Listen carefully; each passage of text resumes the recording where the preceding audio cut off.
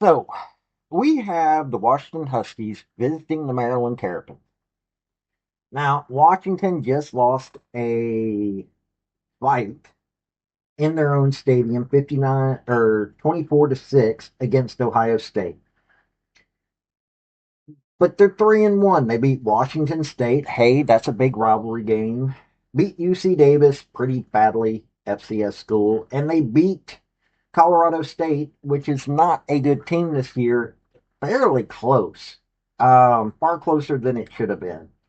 Jed Fish, hey, he took the Huskies to a bowl game last year. They went 6-7. He took Arizona 10-3. He's a loot. He looks like he can rebuild teams. He has a losing record currently, 26-30. He's not a bad coach. He's got time in the pros. He's got time offensive coordinator for Miami, Michigan. He's quarterback's passing game coordinator and wide receiver. He's got a good resume. Well, they're facing off against Maryland, who is currently 4-0. Beat Florida Atlantic 39-7, 44-17 against Towson, 20-9 against Northern Illinois, and beat Wisconsin at Wisconsin 27-10. So this is their first real test against winning teams. Well, Power 4 winning teams. And Michael Oxley's another one. He's 37-41 as a head coach. He was bad at New Mexico. He was the interim coach at Maryland before he went 1-5. Then he put put in a stint at Alabama, and he's had winning records. But last year he went 4-8. He's had a 7-6 season, 2 8-5 seasons, but he's still 37, 39-67 as a head coach. This is a two losing coaches who are trying to turn themselves around with two teams that are so in the Big Ten. And the reason I'm covering this game is because both these teams could be upset. They could upset some better teams. So we're going to look at this game. They're interesting teams, and I think it would be well worth watching for the simple fact of they're going to be pretty interesting. They're going. It's going to be a pretty interesting game. So stick around if you like watching college football. Stick around if you like hearing about college football, and hit like and subscribe. And here we go. Hey folks, this is Paul with Redneck Sports. I want to thank you for viewing my video, and I want to give you one thought process. There was a famous coach at the University of Tennessee by the name of General Robert Neyland. He had 6 maxims, but number 2 maxim is what everybody should apply to their life. Play for and make the breaks. When one comes your way, score. That's how to live your life right there. Now, for the Huskies who are visiting, they've got Damon Williams Jr. They're starting QB, 68 of 90, 75.6 completion rate. He's thrown 6 touchdowns, no interceptions, but he's got a horrific offensive line. He's been sacked 12 times, so anybody can get to him. Rushing, Jonah Coleman's 64, 417, so they're got a good run game. He's got 9 touchdowns, so if you can shut down Jonah Coleman, hey, you got this game. Damon Williams, 47 rushes for 192, got 2 touchdowns. Adam Muhammad's got 2 touchdowns. Ty Horton, QB2, is got 1 touchdown. And Cade Eldridge, a tight end's got 1 touchdown after 1 carry for 1 yard. On the receiving side, Denzel Boston's got 19 receptions, 275 yards, 3 touchdowns. Jonah Coleman, 11 for 176, got a touchdown. Desmond Roebuck's got a touchdown. Lamar Evans got a touchdown. So they got 6 on through the air, 15 on the ground. So they're a ground and pound kind of team. Their offense, on the other hand, they've only got 9 sacks with 2 they've played. got 8 pass deflections, 4 interceptions, 1 TD from their defense. 2 forced fumbles, 2 fumble recoveries. Alex McLaughlin, leading tackler and leading interceptor. He's got 29 tackles. He's a safety. 29 tackles, 2 pass deflections, 2 interceptions, one of which he returned for a touchdown. So you're able to get into their secondary quite well, especially because Mikel Esteen, who's third leading tackler at 19's got half a sack. So you've got your safety coming in for a sack, and got an interception.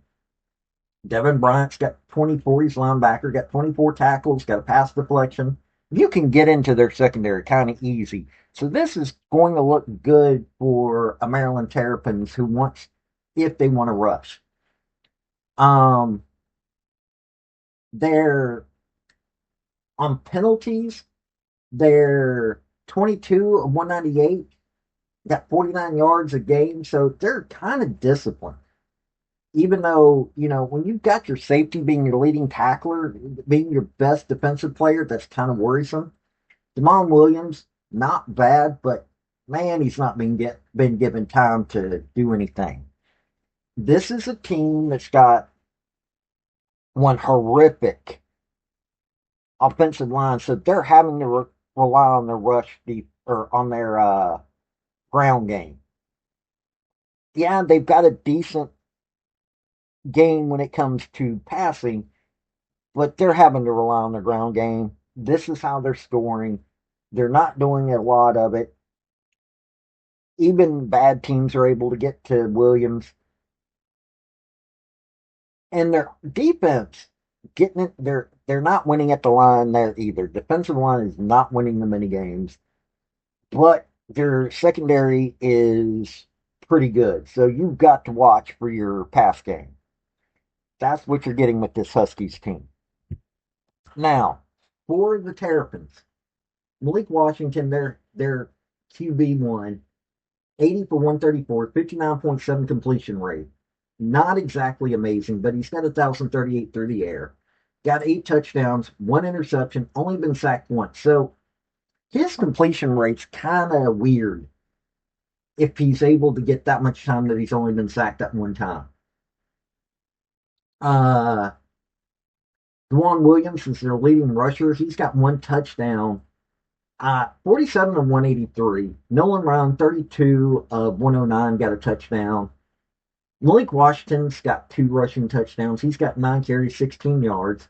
So they've only got 4 on the ground. So on a team that you can get into their secondary, you're not relying, or you're going up against a team that isn't relying on their ground game all that well. That's a little disturbing on their side. Now, when it comes to, yeah, they've got 4 rushing touchdowns, 8 passing. Shalik Knox, 14 catches, 276 yards, got a 62-yard long run, 5 touchdowns. Their second leading receiver is Octavian Smith, but he's not got any touchdowns. He's got 16 receptions, 267 yards. Dorian Fleming, a tight end's got 12 for 114, got 2 touchdowns. Caleb Webb, 5 for 85, got a touchdown. They're not scoring all that well either. So this offense, even though they've got a good offensive line, they're not connecting as much, except for between Malik Washington and Shalik Knox. Yeah, you've also got Dorian Fleming that's doing a good job, but their ground game, if they're doing this badly, hey, you've got a team that you could do this against. Maybe they'll figure that out. On defense, they've got 16. They've gotten to the opposing quarterback 16 times. That's a good sign. 4 times a game. 11 pass deflections, 8 interceptions, and 2 of those got turned into touchdowns. So their defense can score. That can be scary against a team like Washington, who's got problems. 1 forced fumble, 1 fumble recovery. Their leading tackler is a linebacker, Daniel Wingate. 39 tackles, got a sack in there, got an interception, and he returned it for a touchdown for 20 yards. Second leading tackler is Trey Reddick, another linebacker, 23 tackles, 1 sack, and you've also got defensive back Galen Husky, 21 tackles, 1 pass deflection, 1 interception. Now, Ty Rowland has got 12 tackles, but he's got 2 pass deflections and an interception. Oh, pardon me.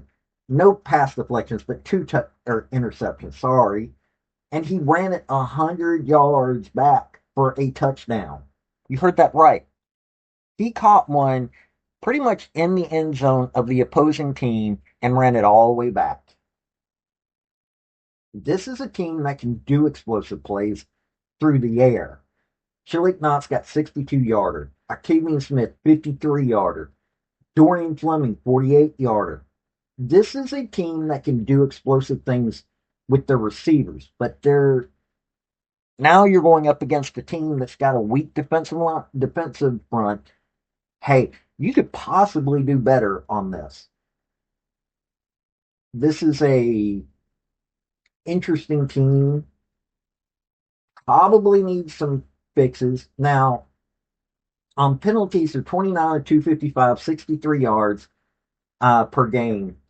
Somewhat disciplined, not as disciplined as Washington is. So, they're going to have the home crowd on their side, though. Look, Washington lost in their first true test, and that was at home.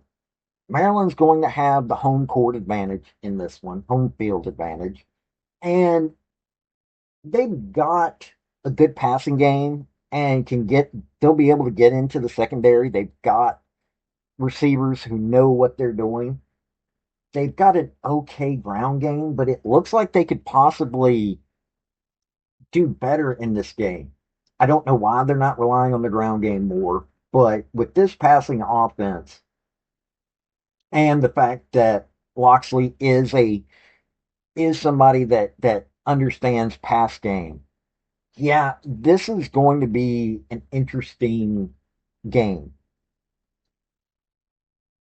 I think Maryland's going to win it. They're because they have home field advantage, because they have slightly better defense, slightly I don't know better offense, but they've got a more dynamic offense on when it comes to what a weakness is for the Huskies.